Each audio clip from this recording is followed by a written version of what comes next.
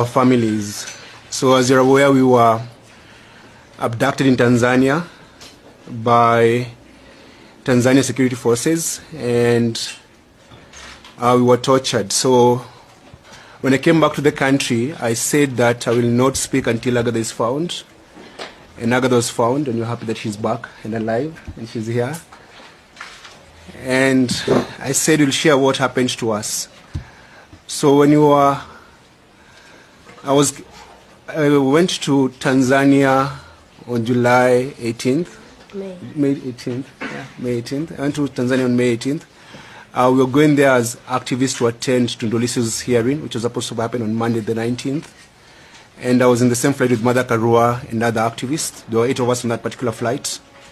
And when we landed, 3 of us were separated. That was Mother Karua, Gloria, and Lynn, and they were deported.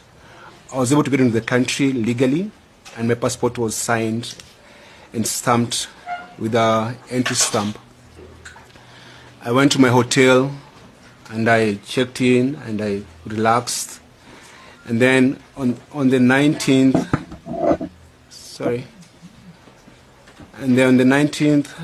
like the early morning hours of Monday, some men came to my room, and they were knocking, and they were very violent in their knocking. And they were demanding that I go with them, and I said, I can't leave my hotel room at that hour of the night. I said, I needed a lawyer. And then at 3:30 a.m., some lawyer showed up and said, oh, these people are police officers, you should go with them. And I said, no, I can't leave my room at night. And I barricaded myself in my room until morning. When morning came, I called, Agatha had come from a different flight, and she was in the same hotel with me. And I called Agatha. I was meant to check out the same day on Monday morning. So I called Agatha and I said, come pick my bags for me and keep the bags in your room for safety purposes, and also because I was supposed to leave the country the same day. So Agatha came to my room and picked my bags. When she picked my bags, I went downstairs and I found the same people who had come at night who were waiting for me, but there were more of them now. There were about maybe 10 to 12 people who were waiting for me. They followed me to the bathroom, and they wanted to arrest me. I screamed in the entire hotel and ran away back to where my colleagues were. They followed me there. They said, oh, we just need to take you for questioning. Where is your phone? I said, I don't have a phone. So they picked me up, took me to migrations, and they told me to write a statement, which I did. I was fingerprinted, photographed. And then they said, now we need to get your phone. I said, I don't have a phone. I don't know where my phone is.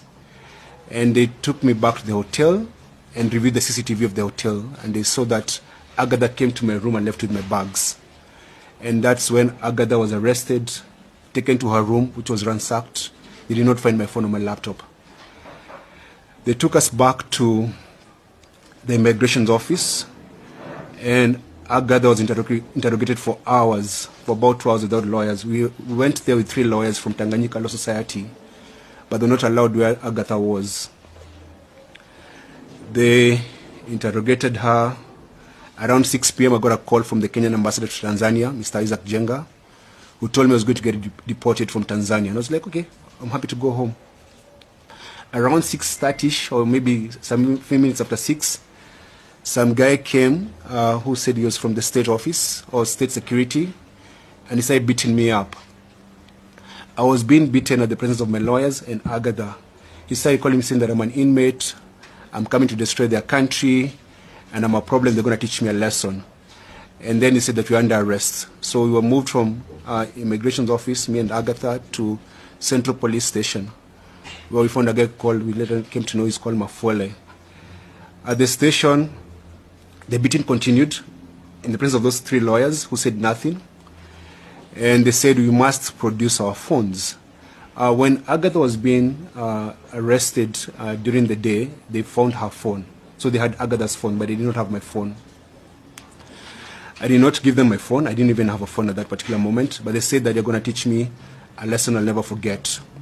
At that session is where they said they're going to rape Agatha. That guy called Mafwele said he's going to rape Agatha. We stayed there for a couple of hours between, I think, 6 and 8, the slaps, the beatings. And then the lawyers were chased away and were told if they don't go, they'll be investigated. And the exact words that guy told them, nyinyi tutapima uzalendo wenyu. and that meant that we're going to measure the patriotism of those particular lawyers if they did not leave the station. So the lawyers left us, and when the lawyers left us, they did not tell our families that were being beaten and being harassed and being threatened, because Mafole asked me in front of those lawyers, are you circumcised? I said, I'm circumcised. I said, we're going to circumcise you again. So there's a lot of threats and beatings. I was the only being beaten at that station. They did not attach Agatha. So while we were there, they kicked us out of the room, and I said I want to go to the bathroom. So someone took me to the bathroom. The young man who took me to the bathroom told me, these guys are going to hurt you, and they're going to hurt you so bad. Give them your phone. I said, I don't have my phone. And my fear was, because we had gone to Uganda, Tanzania rather, with many other activists, and if I lose my phone, or if they get my phone, they get hold of everyone that I was talking to in the country. So I could not give it my phone or my laptop. So I went back when I went back to I went to the bathroom, came back, and we were told to wait outside. Mafole made a phone call to someone, and a few minutes later, some guys came, 6 or 7 of them, very mean-looking people with one lady. It was at, Dar es Salaam is very hot, but they were all wearing half jackets, and the smelling of alcohol. They looked so evil. So when we went to the central police station, there was a staircase on this side, so we came in through this staircase, but where we were, there was another private staircase, so they took us out with. They took us downstairs to the car, and we were blindfolded and handcuffed on the back. And it was a white Land Cruiser. At the back there were like a lot of sticks and a lot of fake number, like a number of number plates in that car. The guy across me had an AK-47. They were all in civilian clothes. So Agather sat, it was a Land Cruiser, Agather sat this seat, I was this other side in a face me position. And then they drove off.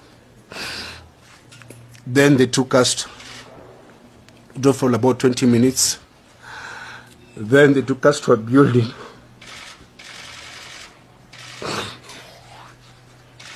To this place where they went to torture us. When you go there, they told me to get off the car. I came out, and then they banged the door on my face. I had a mark here, I don't know if it's still there. I don't know what they were waiting for. I think they were putting some things ready. They got me out. I was still handcuffed and blindfolded, and they told me to strip naked. And I stripped naked. When I stripped naked, they removed my handcuffs, and then I was grabbed by about 4 men, and they lifted me up so fast. Before they lifted me, actually, they put some gloves on my hands. Then they lifted me up.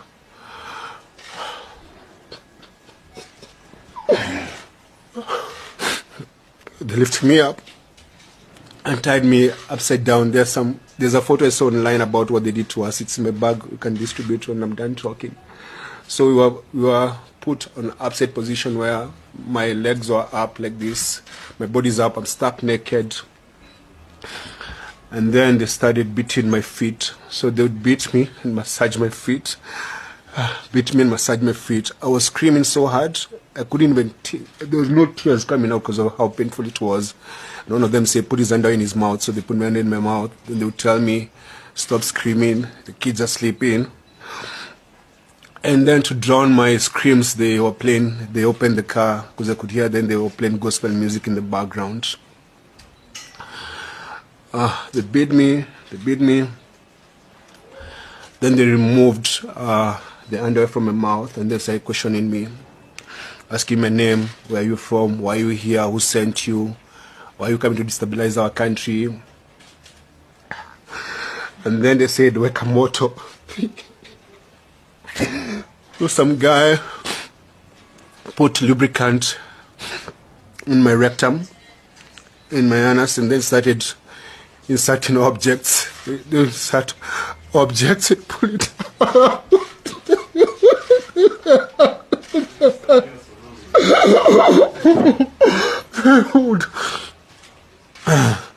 Dude, it's okay.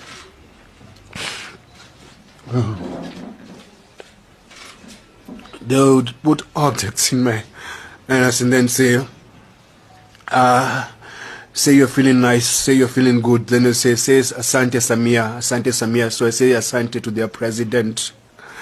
Then they'll push hard and then pull it out again. They did that. So I started bleeding. And they dropped me. Then I'm still blindfolded.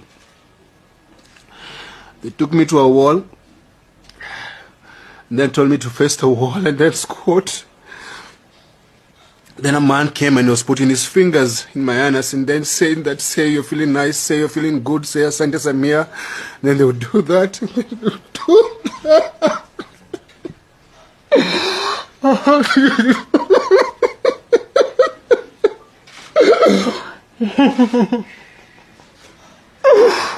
And then they told me to turn around. I'm naked. So all this time they're telling me they're recording everything they're doing to us, or rather they're doing to me. So they're recording this. They're teaching me a lesson. So I'm stuck naked. They turn me around, say your name, your wife's name, your kid's name, where do you live, where do they go to school. I'm naked.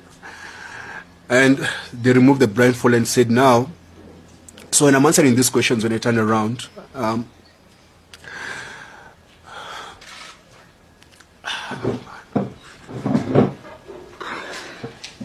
when I'm answering these questions, they are just threatening me. So like when they're abusing me, they're saying I should feel good and say thank their president for doing that to me, like Sema Sande Sana, Sande Sana. So they told me we have recorded these videos so that if you go back to your country and you say what we did to you, we shall put them online and shame you, and your kids will see this, your family will see this, everyone will see this. So while I was naked, they questioned me, asked me my email address, my passwords, everything. And because I was in so much pain and I was afraid they're going to hurt me some more, I gave them everything they wanted. Then they told me to dress up. And that's when they took over to go and torture Agatha.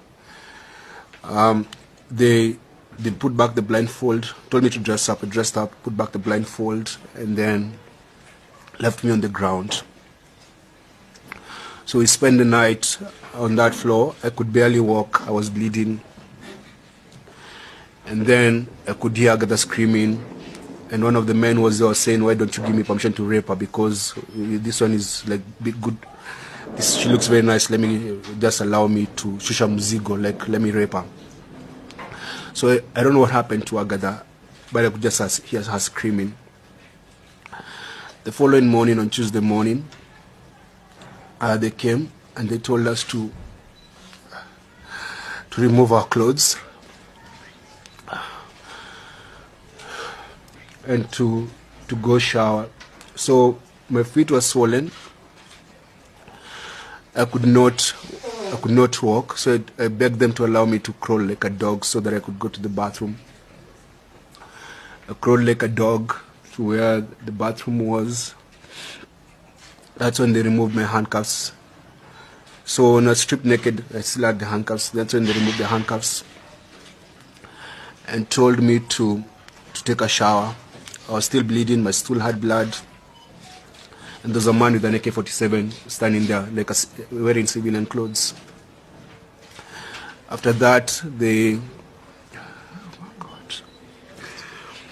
gave me fresh change of clothes. They were just insulting me, and took me to another white Land Cruiser, still blindfolded, and they took me away. And that's the last time I saw Agatha until now, when she came to Kenya. So that was on Tuesday morning. And then we drove and we drove and we drove and we drove for hours and hours until it got dark. I told them I wanted to use the bathroom.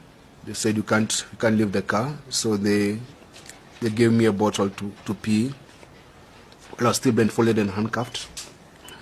Then eventually at night, I don't know where we ended up to, they took me to a room where they left me there. They gave me like a soda and a loaf of bread. That was on Tuesday night.